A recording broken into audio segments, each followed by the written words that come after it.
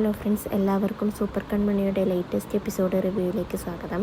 അങ്ങനെ ധനലക്ഷ്മി അച്ഛനോട് പറയുകയാണ്, ഈ വീടൊക്കെ ഒന്ന് പെയിൻ്റ് അടിക്കണം.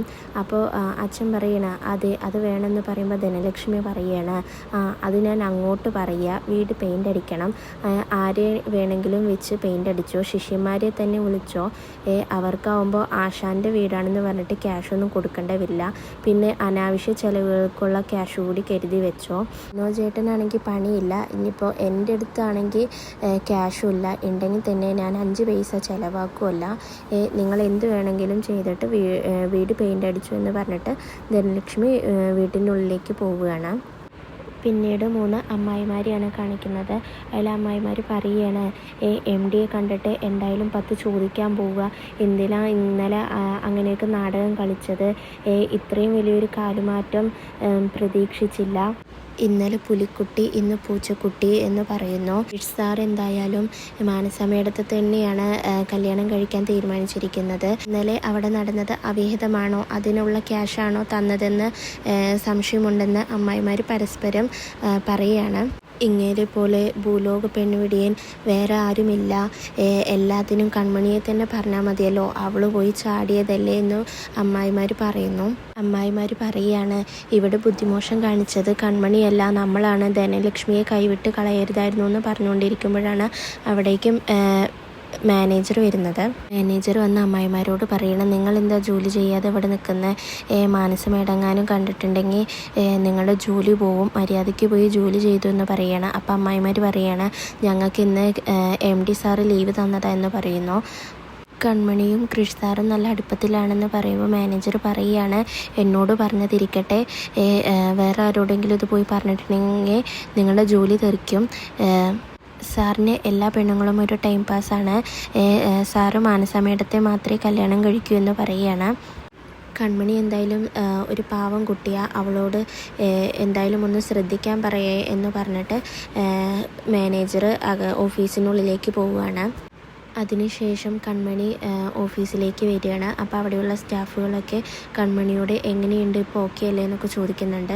മാനസമേടം നീ വന്നാൽ ചോദിച്ചിട്ട് കയറിയാൽ മതി എന്നാണ് പറഞ്ഞിരിക്കണമെന്ന് പറഞ്ഞിട്ട് അഞ്ജലിനോട് മാനസമേടത്തെ വിളിക്കാൻ പറയുകയാണ്. അഞ്ജലി മാനസയെ വിളിച്ച്, മേഡം കൺമണി വന്നിട്ടുണ്ടെന്ന് പറയുന്നു. അപ്പോൾ മാനസ പറയുകയാണ്, കൺമണിയോട് MDയുടെ ക്യാബിനിലേക്ക് വരാൻ പറയുമെന്ന് പറഞ്ഞിട്ട് ഫോണ് കട്ട് ചെയ്യണം. പിന്നീട് മാനസ സ്വയം മനസ്സിൽ പറയാണ്, നിൻ്റെ നെഞ്ച് തകർക്കാൻ പോകുന്ന കാഴ്ച ഞാൻ കാണിച്ചു തരാം കൺമണി, എന്നേക്കാൾ മുകളിൽ ഞാൻ ആരെയും വളരാൻ അനുവദിക്കില്ല, കൃഷി എൻ്റെയാണ്, എൻ്റേത് മാത്രമാണെന്ന് പറയുക മാനസ. അതിനുശേഷം കൺമണി MDയുടെ ക്യാബിനിലേക്ക് പോവുകയാണ്.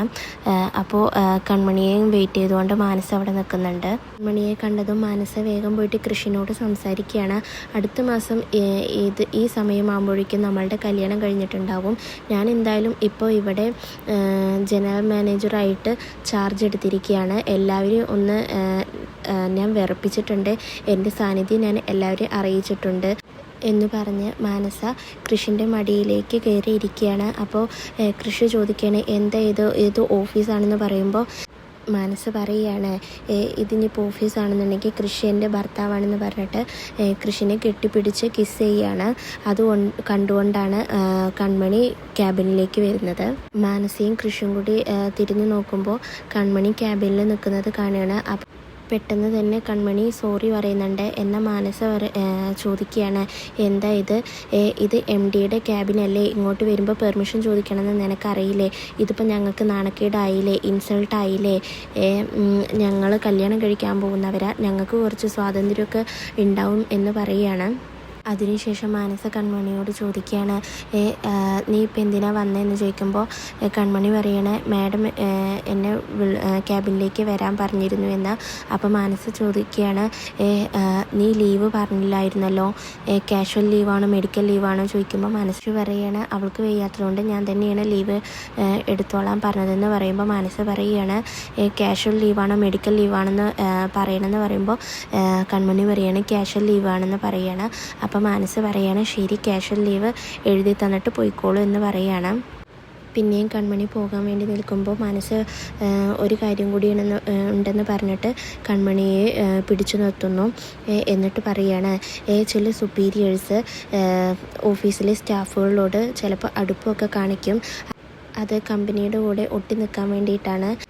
പിന്നെ ഒരു കാര്യം കൂടിയുണ്ട്, അടുത്ത മാസം 28-ന് ഞങ്ങളുടെ കല്യാണമാണ്. ഇന്ന് രാവിലെയാണ് തീയതി തീരുമാനിച്ചത്. കൺമണി തന്നെ എൻ്റെ ഡ്രസ്സ് ഡിസൈൻ ചെയ്ത് തരണം. ഞങ്ങളുടെ എൻഗേജ്മെൻറ്റ് ഡ്രസ്സ് ഡിസൈൻ ചെയ്തത് വലിയൊരു ചർച്ചാ വിഷയമായിരുന്നു. അതുപോലെ തന്നെ കല്യാണ ഡ്രസ്സും കൺമണി തന്നെ ഡിസൈൻ ചെയ്ത് തരണം. എൻ്റെയും കൃഷിൻ്റെ ആഗ്രഹമാണത്. എൻ്റെ തോഴിയായി തന്നെ നീ എന്ന് എൻ്റെ കൂടെ തന്നെ വേണമെന്നും ഇനി നീ പോയിക്കോളൂ എന്ന് മനസ്സ് പറയുകയാണ്. ഇതെല്ലാം കേട്ടുകൊണ്ട് കൺമണി ഓഫീസിൽ നിന്നും കരഞ്ഞുകൊണ്ട് ഇറങ്ങുകയാണ്.